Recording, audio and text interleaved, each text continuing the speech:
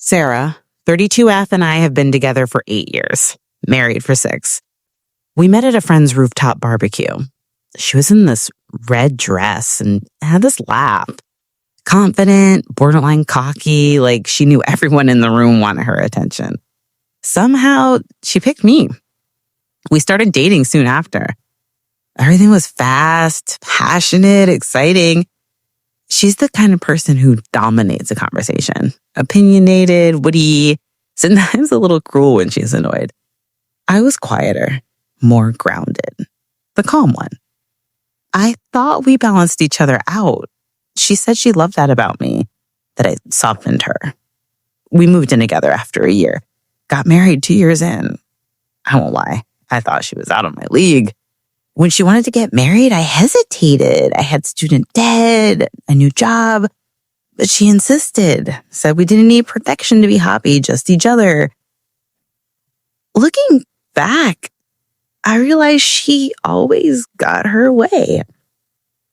The first few years were happy. I mean that.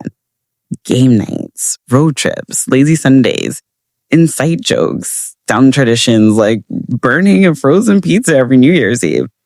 We had plans, house, maybe kids someday. I felt safe. Then something changed. Gradually, like turning the dimmer on a light.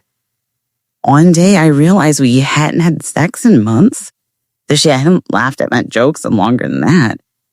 I tried to talk to her, asked if everything was okay. She always had an excuse. Work stress, hormones, needing space. When I asked if she still loved me, she got mad, said I was being needy, that it was making problems where there weren't any. So I shut up, gave her space, tried harder. She stopped trying altogether.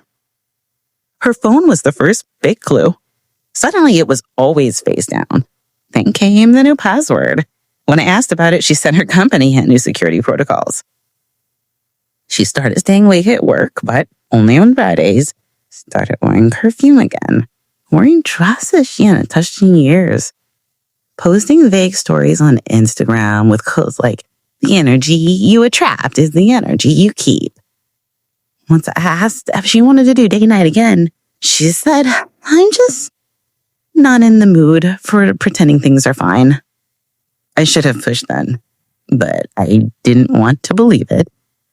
I blamed myself. That weekend conference was the final straw. She packed too late, left too casually. Said her phone might be off because the Wi-Fi sucks upstate. I offered to drive her. She laughed and said, "You're being clingy." She came back on Sunday evening, humming to herself. Hair curled, fresh makeup, a virgin of her I hadn't seen in a long time. She kissed me on the cheek, asked me if I wanted Thai food. I almost convinced myself I'd been paranoid. Then later that night, I found the receipt, folded in her purse. A hotel 2 hours north, 1 room, 2 guests, breakfast for 2, mini bar. I took a photo. Didn't say anything. I slept maybe 2 hours a night. Morning, coffee. I sat her down. "Sarah, I found a hotel receipt in your purse from this weekend. It says 2 guests. She didn't even blink. Just stared at me and said, "You under my purse?" I didn't answer. I just handed her my phone with the photo. She scrolled silently, then sighed. "You're so dramatic." It was for work. We needed a location for filming. I said, "That explains the hotel. Not that you guessed, or the wine, or the breakfast." Silence. Then like a light switch. "Fine. You want the truth? I slept with someone. There. Happy now? No tears, no remorse, just tired annoyance. Like I was a fly buzzing to close their ear. I sat there stunned. My hands were shaking. Asked who? Someone from work. It doesn't matter. It's not serious. She said it so coldly, like she was ordering takeout. Then she added, honestly, I felt invisible. And he made me feel wanted. I moved into the guest room. She didn't stop me. She said, do what you need to do. That first week was hell. We still lived in the same house, but it was like cohabiting with a stranger. She went on with her life, made smoothies, scrolled TikToks, laughed on the phone. Like nothing had happened. Meanwhile, I was sleeping 3 hours a night, crying in a shower, skipping meals. Every time I saw her caught pass, I felt like growing up. And I still missed her. That's the sick part. You miss the person while hating who they became. I texted one of her coworkers. Someone do we both know? She hesitated, then told me the game's name was Jason. 46, divorced, works at a partner firm. Known for flirting. This wasn't a fling. They'd been spending time for months. I asked Sarah again. She rolled her eyes. Jason's not a big deal. You're acting like I loved you. But emotionally, she had. I started therapy the following week.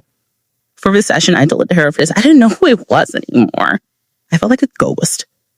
He told me I was grieving, not just the betrayal, but the death of the person of Sarah I thought I married.